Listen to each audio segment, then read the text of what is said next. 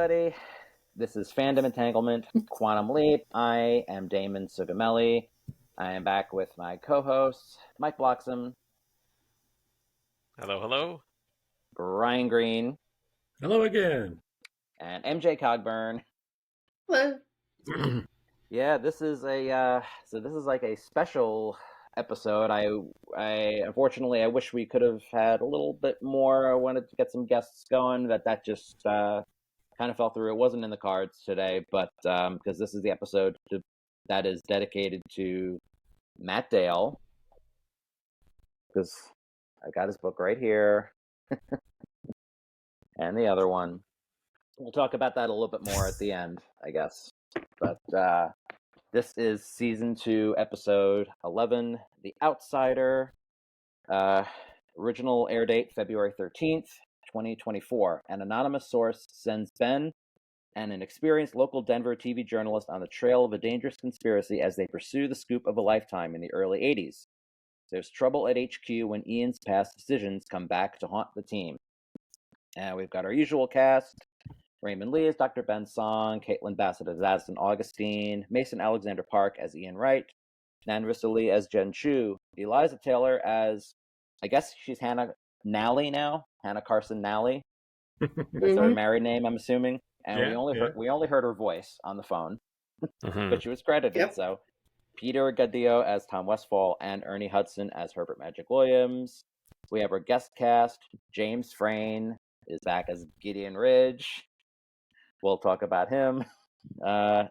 Nadine Ellis as Connie Davis. Charlie Bowden as Robbie Barlow. Matthew Polkamp as Chet Barlow. And John Marshall Jones as Davidson Best. And this was somebody new. I never saw her name before. Tammy Park. This is a teleplay by... Rammy Park. Teleplay by Rammy Park and Margarita Matthews, with the story by Rammy Park and directed by Deborah M. Pratt. She, of course, directed Family Style and wrote numerous episodes. Who knows how many of the other ones? Yeah, we can't even list them because there's so many of them. The leap date, Brian, you have October 6th, 1982. Did we? I didn't catch the specific date. Okay. Where was that? Ben looks in the planner as they are going over stuff with him and Addison, and on the planner is the name of the lawyer where he's met with the lawyer, and he said, "I met with this lawyer 2 days ago." Oh, the planner date is October 4th for that. He said it's 2 days ago, so it's October 6th. Oh, okay. I think I saw the planner, but I didn't catch the date. It's a flash. Yeah, you had to pause it. Right. Okay, we're in Denver, Colorado, and Ben has leaped into Brian Conway.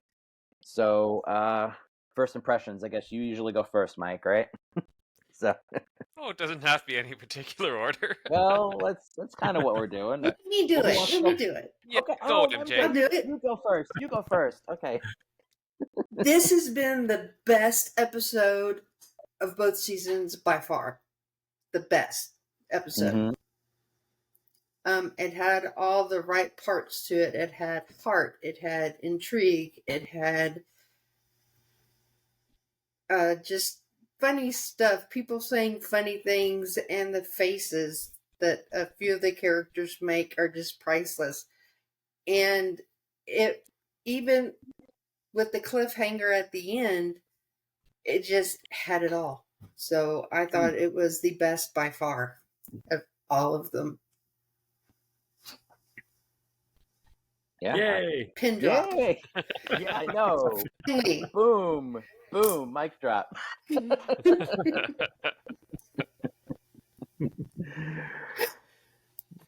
What say you?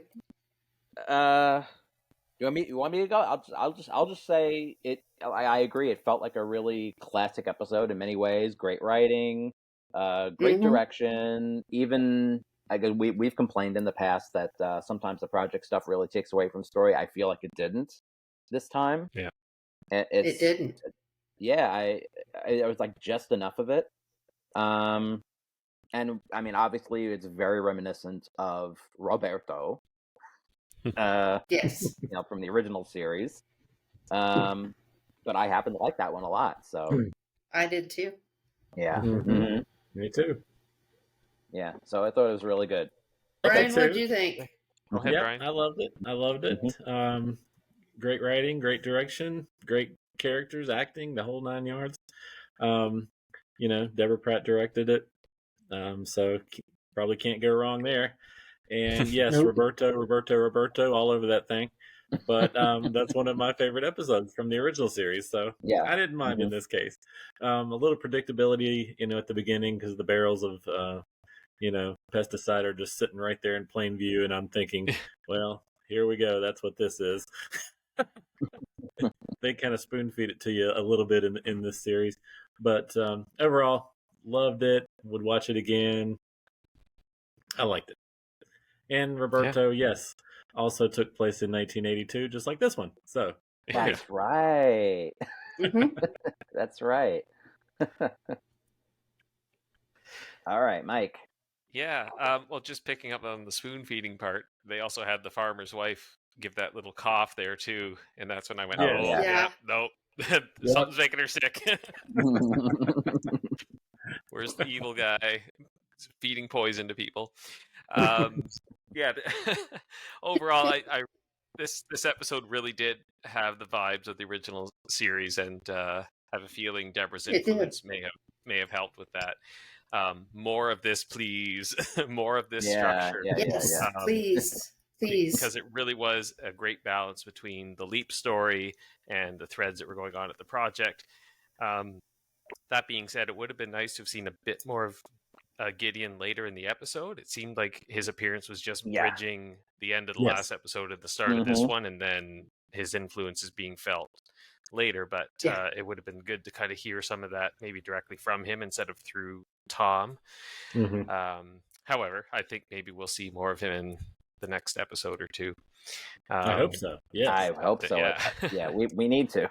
But Which, overall, Tom or no, Tom or Gideon. Okay, Yeah. Gideon.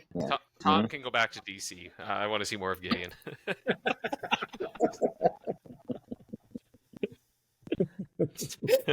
Yeah. But overall, this episode, I thought it was an interesting story. It was very believable, and the characters were endearing. Like, I actually felt invested in seeing what was going to happen, and the acting was superb. I have to say, I really enjoyed it. Yeah, I agree.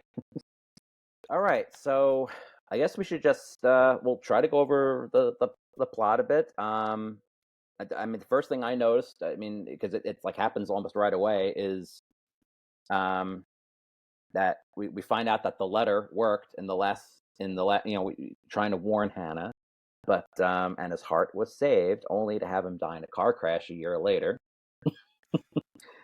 So if someone is supposed to die, that's just how it goes. Yep. You can't save them. Yeah, I think of Lost when they said history has a way of course correcting. It's just no matter what you do, some things are just meant to happen. So Ben saved all those thousands of lives, but they're all still going to die in the same car crash that Josh died in a year later.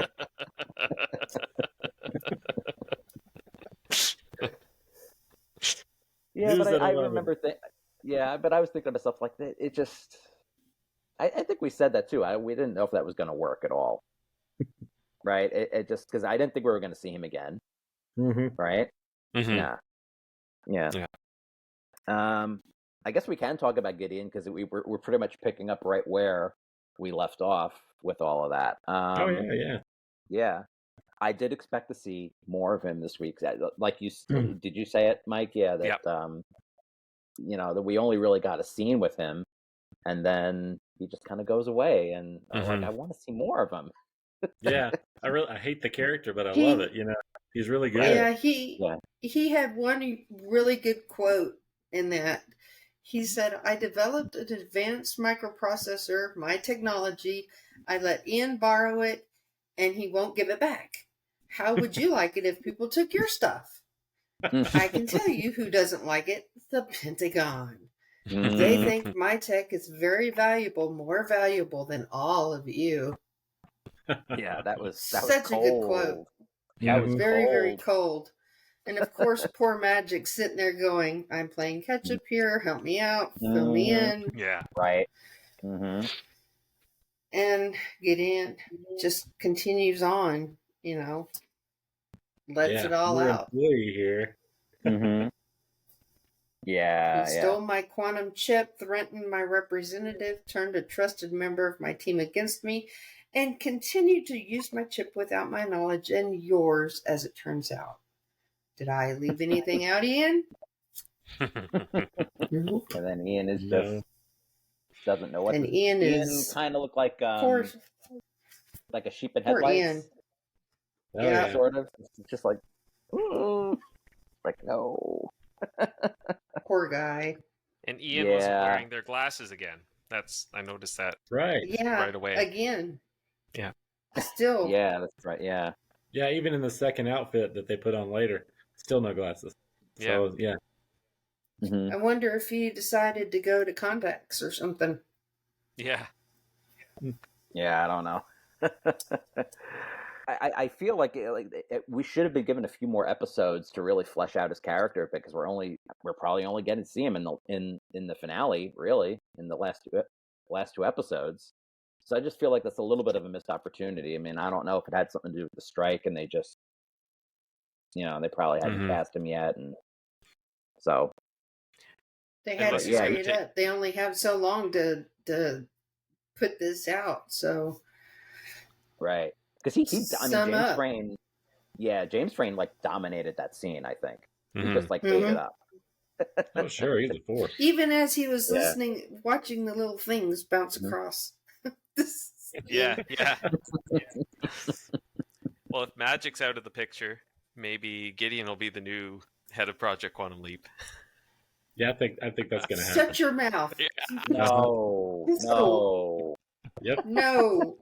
I think that's turn it happen. into the evil project. Oh, love post. I want to see Carolyn Seymour leap into the chamber. That would make my day. Speaking of that reminds me too. Unfortunately, maybe we will never get to see Hinton Battle come back as Thames, because he passed away. That happened. Like, what was that? Like a week or two ago? I don't remember when. I didn't hear about that. Oh, that's too bad. That did. A couple 3 weeks ago.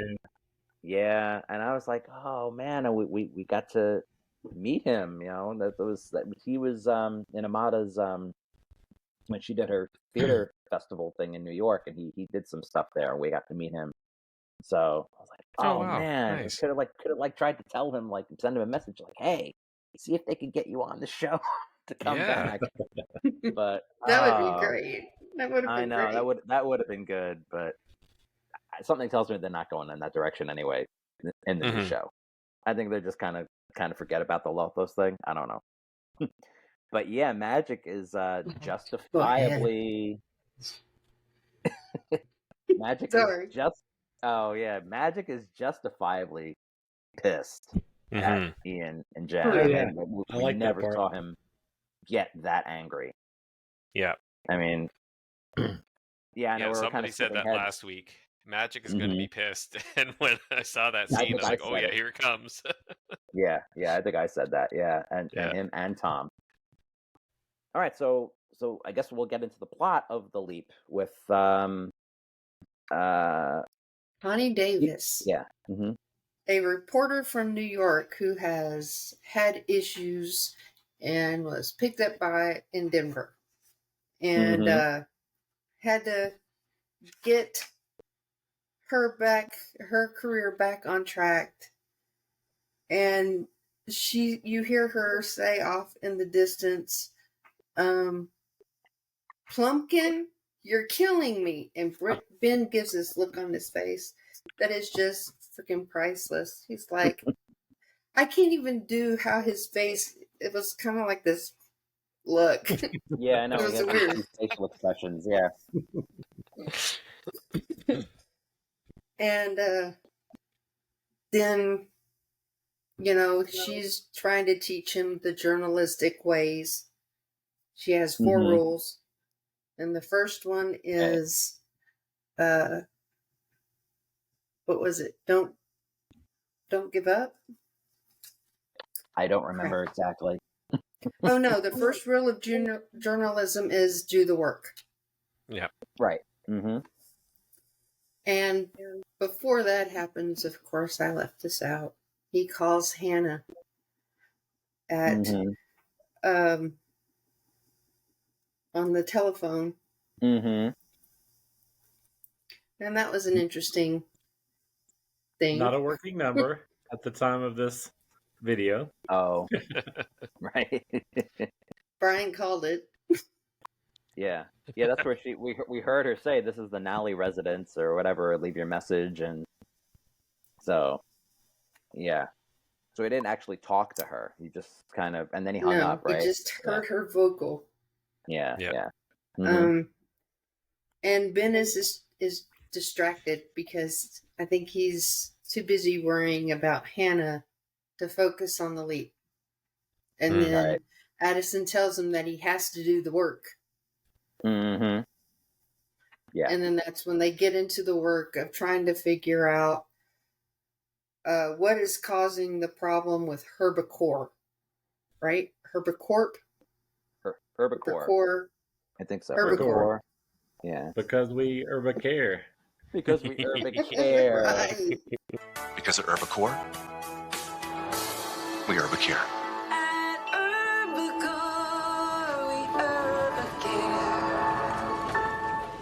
Oh. Oh, It's so cheesy. it's so but corny. I loved it. Me too.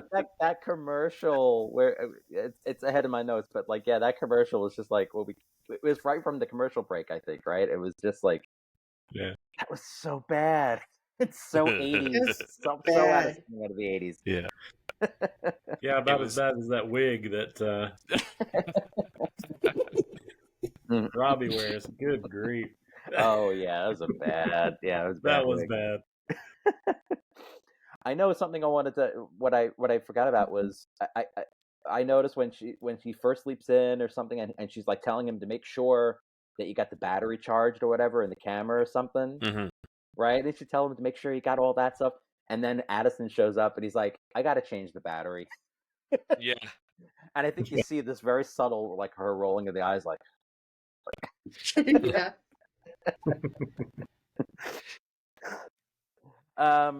The plot itself, like, I don't know if have you guys seen this movie Dark Waters?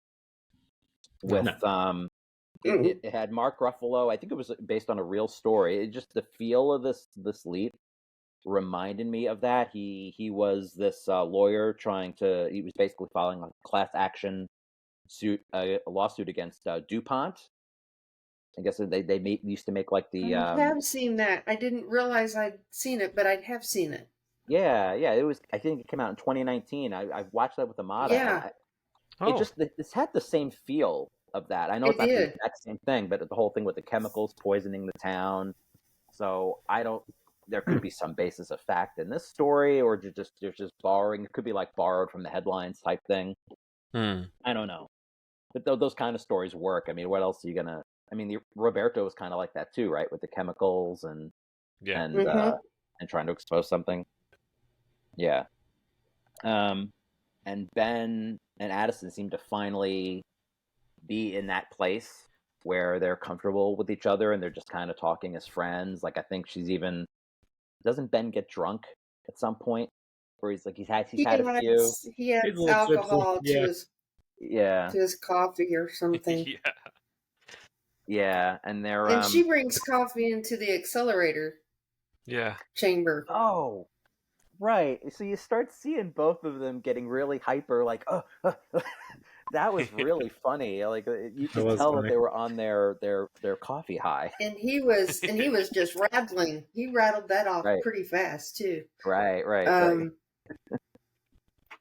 So one of the things that I thought was really interesting is they still have the tender moment between them.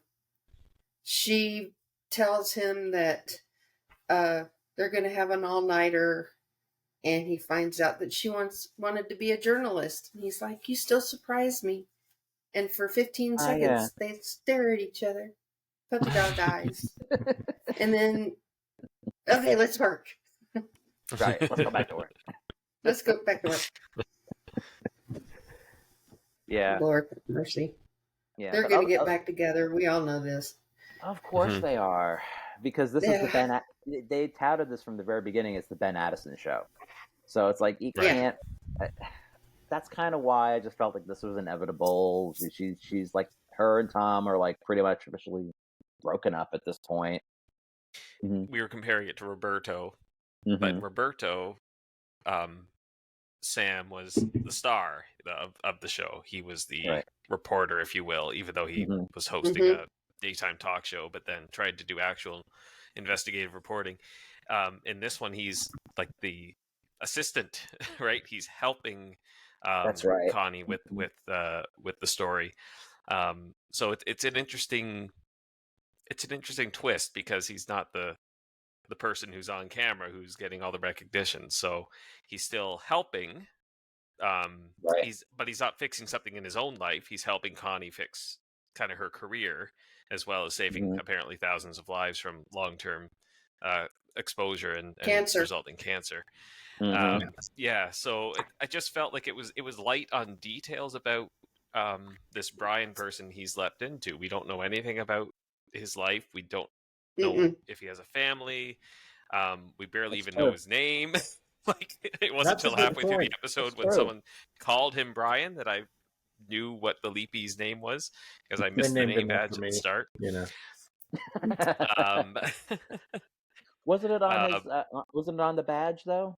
I think. Yes, it was. I think it was at the start. Yeah, but it was very quickly flashed. Quick. Just like the date, I didn't catch the date at all either. But the writers. To the writers, please include those details with a little bit more force. Like, they might seem minor or not needed, but it does help set the stage for these characters that we're supposed to be caring about. It doesn't have to be elaborate or even like fully explicit, but it needs to be there rather than a 3-second flash on the screen.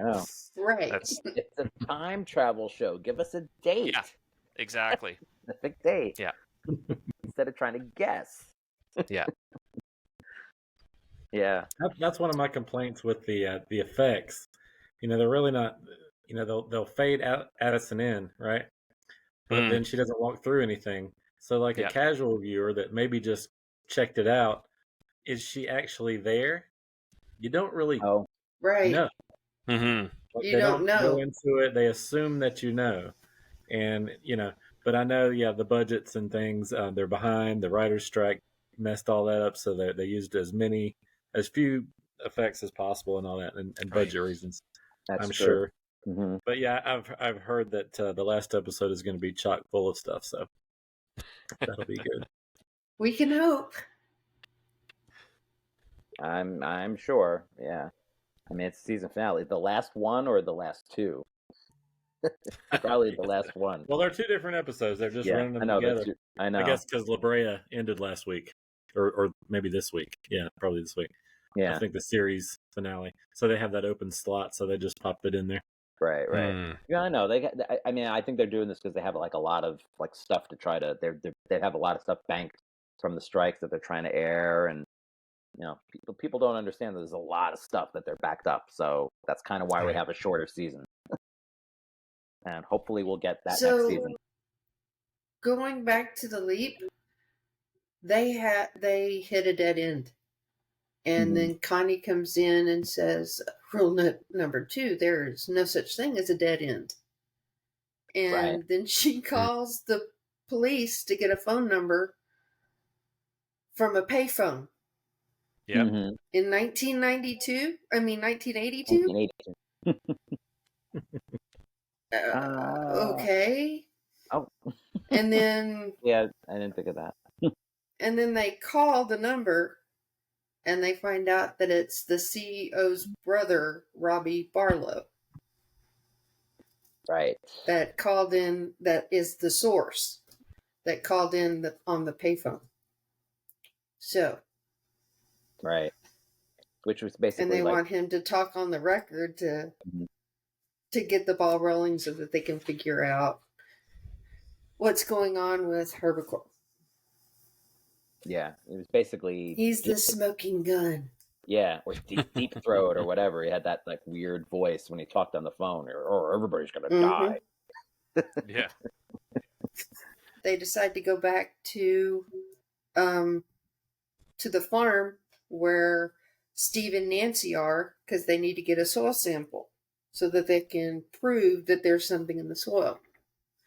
And when they do that, they talk to Steve and Nancy, and of course she's hacking up a lung, and he tells them she needs to go to a doctor, and Connie promises to give him a number for the best doctor and to take her to the doctor. Mhm. And then we kind of find out what happens in what happened in New York that caused her to come to Denver.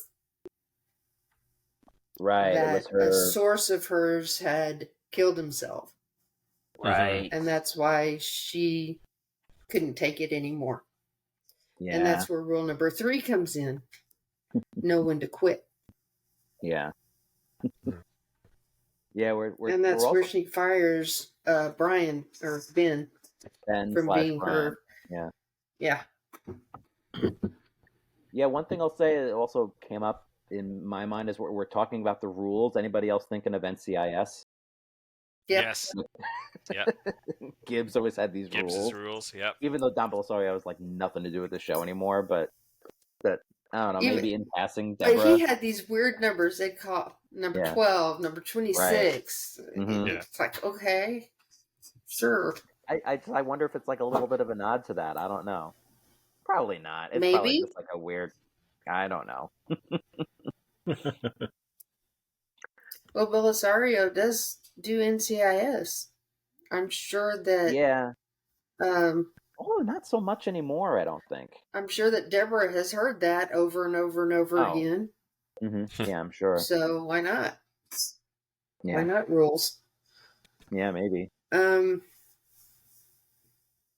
then we go back to Project Quantum Leap, Right. where Ian is talking with Tom, because he is the DOD. He's the rep for the. Yeah. He's a He's the rep. representative. Yeah. And And I have a quote. Let me find it real quick. mhm. He says, Ian says, he gives this whole litany of stuff that he did, and he says, I did leave something out. The part where I don't regret anything that I did. And Tom says, I don't think that's wise. And he says, I don't care. Okay? Mhm. I don't care I don't care what Gideon Ridge thinks. I am so tired of feeling ashamed for doing the right thing. When they shut the program down, everyone quit on Ben. Everyone except me, because I Mhm. kept thinking, what if it were me out there? And he calls his Right. name Ian, and Ian continues, what if it were you? How would you feel if everyone you love just quit on you? Make sure you include that in all of my statement. And that's when he should have dropped the pen and Yeah. walked out, which he did. I mean, because Ian seems like they are much smarter than like they should have been smarter about the way this whole situation was handled. And it just feels like they were almost acting very childish and irresponsible. But I get it because they're very loyal to Ben, and Sorry, I was going to say there may have been some Yeah. desperation right. in trying to find sure. Ben, and this was kind of their last resort. Addison then tells Ben about Tom, that she's been in reaction mode for a long time and has lost purpose. And she originally came to Quantum Leap to help people, and that's her purpose. And that's when everybody finds their purpose for the show. Everybody wants to help people. Which goes back to the leap, and Ben tells Connie, he says, I know you want to give up on yourself, but I can't let you do that because this is your purpose. Sometimes things don't go the way we want them to. People leave us, people die, but that doesn't mean you stop trying to do the right thing. This story is worth it, and you're worth it.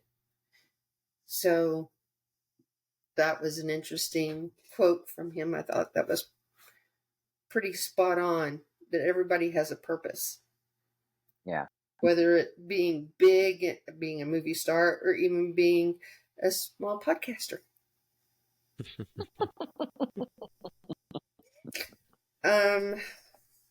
And then we go back to Project Quantum Leap. And you hear Magic asking if this is the end of Project Quantum Leap.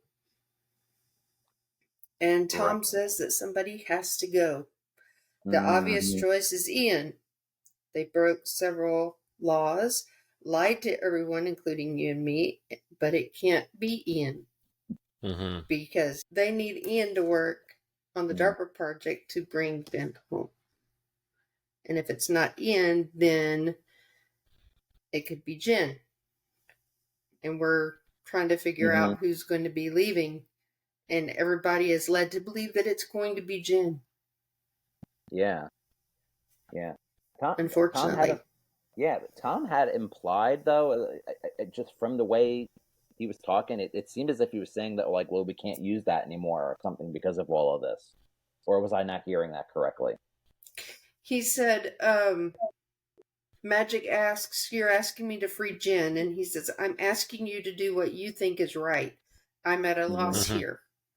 And then Magic says, Ian and Jen stood behind me in my darkest days. They're family to me, Tom. Where would we be without them? And he says, I wish there was some other way. So you're led to believe that it's not Ian going, that it's Jen. That somebody has to lose for Project Quantum Leap to keep going. Right. And then back in the Leap, Ben and Connie are knocking on the door of Robbie's motel room because they found out that he did not actually die in the explosive. Right. That he was actually he made himself disappear.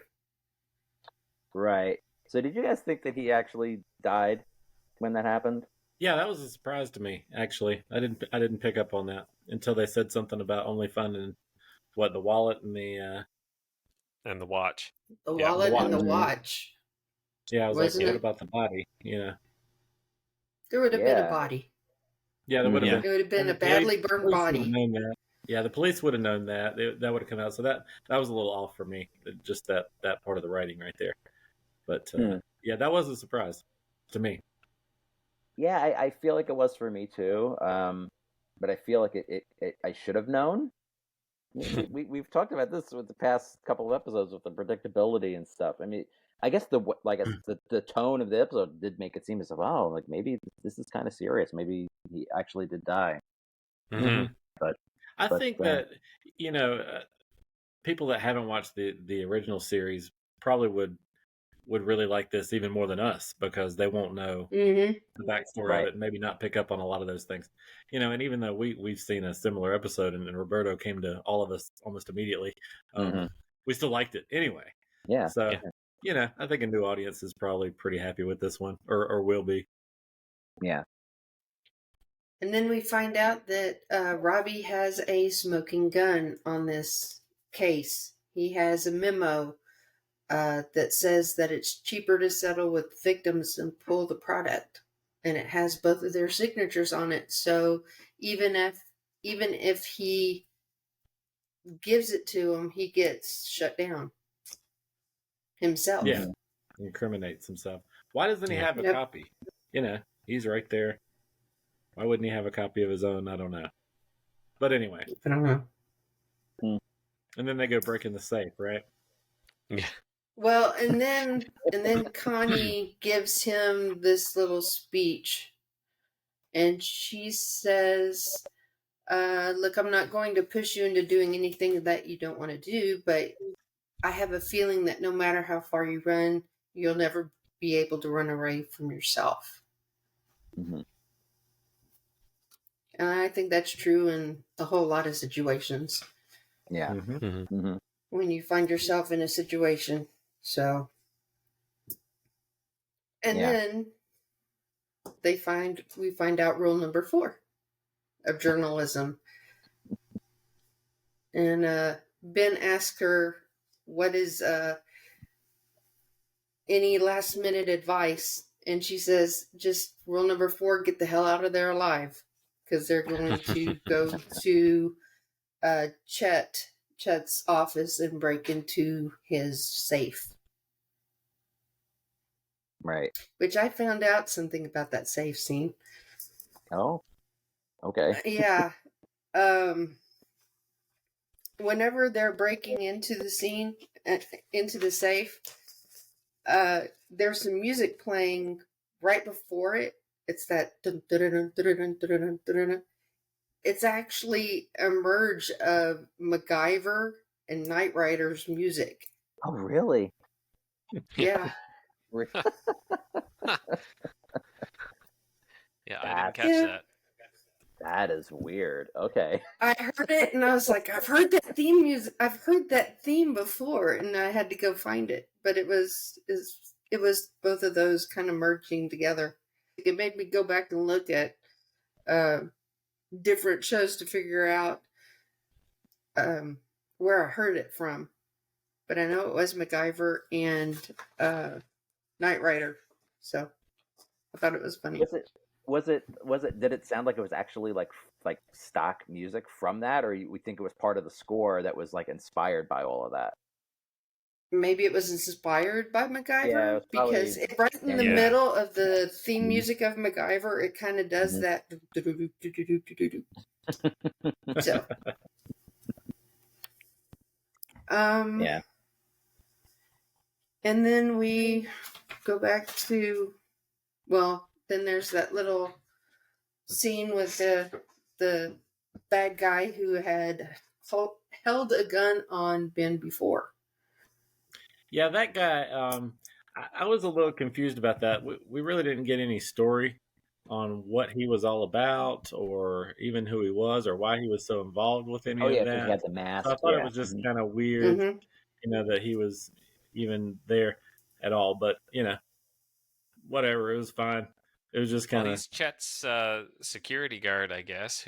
Yeah, but wouldn't he have, like, several security guards in a place like that? You would think. Mm-hmm. Yeah, that was when Addison was saying... He's also his under-the-table hitman, apparently. Under-the-table hitman. Yeah, that's when Addison was saying, why do you always have, like, blood on your face or something? Because he pistol whipped him. He's like, I don't know. Yeah. Yeah, I don't know. That was very funny. I think the best part of the show is when Connie is talking to Chet, and she is putting him on the spot. And as soon as Ben brings out the memo, that's when she lays it on thick and nails him to the wall. Mm-hmm. Oh, it's the best part of this episode. That was a really good scene. He just, like, Ben is back there, just, like, with the file or whatever, and is, like, waiting to enter. Yeah, that was really good. And that's basically the end of the leap right there, right? And he just, like, and Ben walks away, and he's, like, smiling, and then he leaps, yeah. Yeah. And then back at PQL, Addison and Tom are talking, and they said that there's a choice to make, or Magic has a choice to make, and so do you. And she says, I'm sorry. Mm-hmm. And he says, working in time travel made me believe in fate.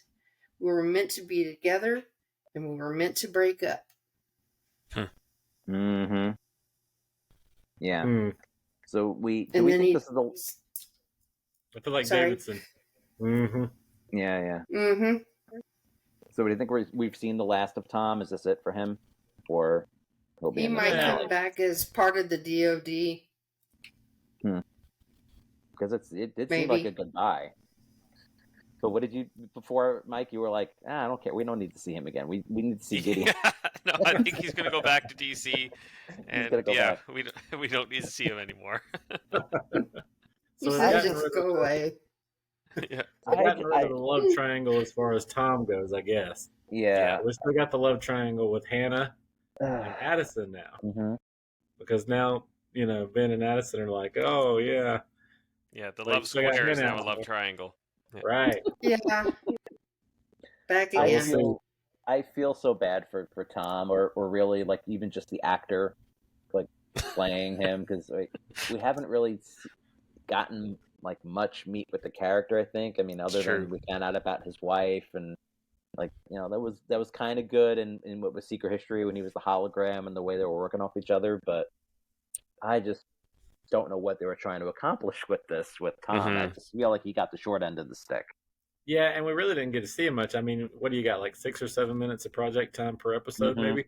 Yeah. And this one had probably more than most, even though it didn't feel that way. It did. Right. There was a lot. So you really don't get a lot of the character development, in a season with just a minor character like that. Yeah. So good point there. Mm-hmm. And then there's the what the moment at the very, very end. Magic is talking to Jen, and you think he's about to let her go. And he says, someone has to take the fall for the rap. I know your heart was in the right place. I'm sorry to have to do this, but Gideon Ridge wants a head on a platter, so I'm giving him mine. And she says, what? Right. Yeah. And he says, effective immediately, I'm resigning from Quantum Leap. There's no leap again. And becoming a Ghostbuster. He's becoming a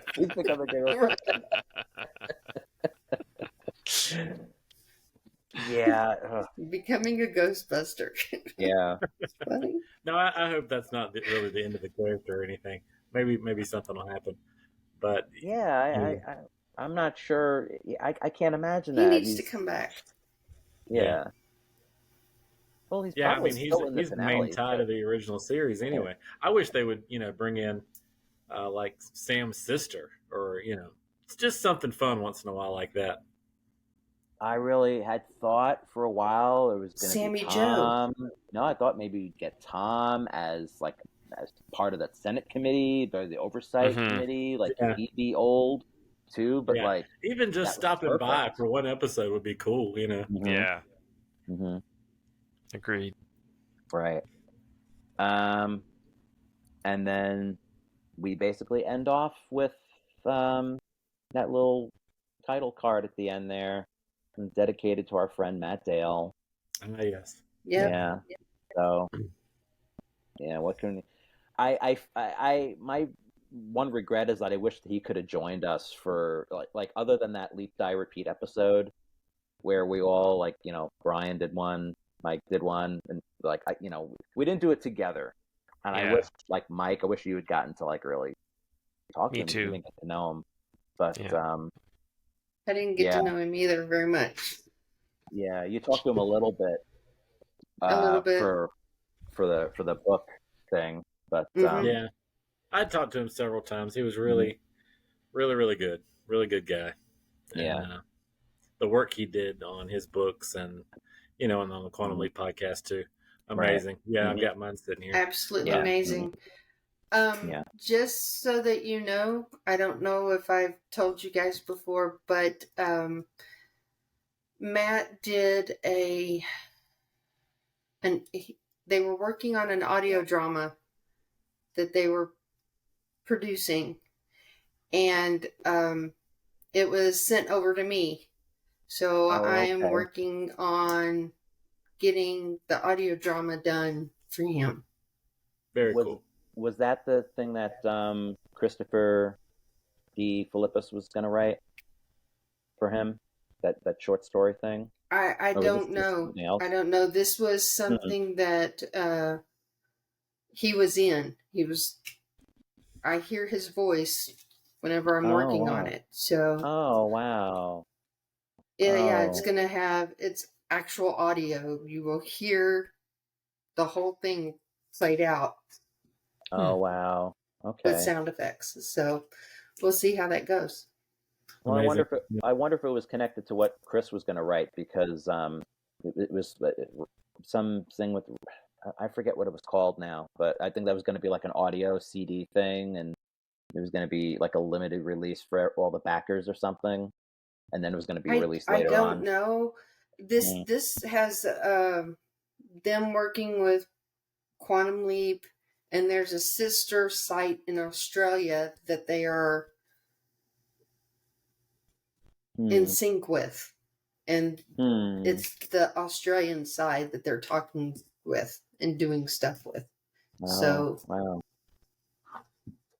and there were already Wow. 2 of the episodes made, and I'm Oh, doing okay. episode 3 and 4. Oh, So Wow. we'll see how that okay. goes. Oh, yeah, that's awesome. Yeah. Well, we've been dedicating these to Matt, so I've been putting that at the beginning. I'll probably put a little something more at the end. But yeah, we all miss Matt, and I think that was really great that I think Deborah in particular fought for that to try to make sure that Yeah. they got something dedicated because Yeah, he had that rapport with her, he did and an awful lot. yeah. Oh, he did so much. It's the fandom just really isn't the same without him. Yeah, Mhm. So, I had messaged Deborah about mhm. that, and she started pressing, but I don't think even she knew that people had already done it. Like days before that, they were trying to get it done. So Right. a Hmm. lot of people were behind that. So that was very, very sweet and very cool of them. Yeah. Because that doesn't happen very often, I don't think. No, Just for Mm-mm. like a fan. I mean, it's a big deal. No. So, yeah, yeah. So, if we have nothing else to say, next up is the 2-hour finale, which is As the World Burns and Against As the Time. world burns. As the World Burns and Against Time. The synopses do say that it takes place in 74 and 76. We know Hannah and Jeffrey, they're in the synopsis for the next one, at least for the first yes, half. So we're definitely going to see them again. We don't know how this whole thing's going to wrap up with Jeffrey. Yeah, yeah, So yeah, called that. yeah. And I don't know yet how we're going to handle these 2 episodes. If we're going to do, we talked about it off mic that maybe we'll just do one long one and split it in 2, or I'm trying to get a guest. We'll see what happens. Maybe we're going to do something. I don't know. We'll figure that out.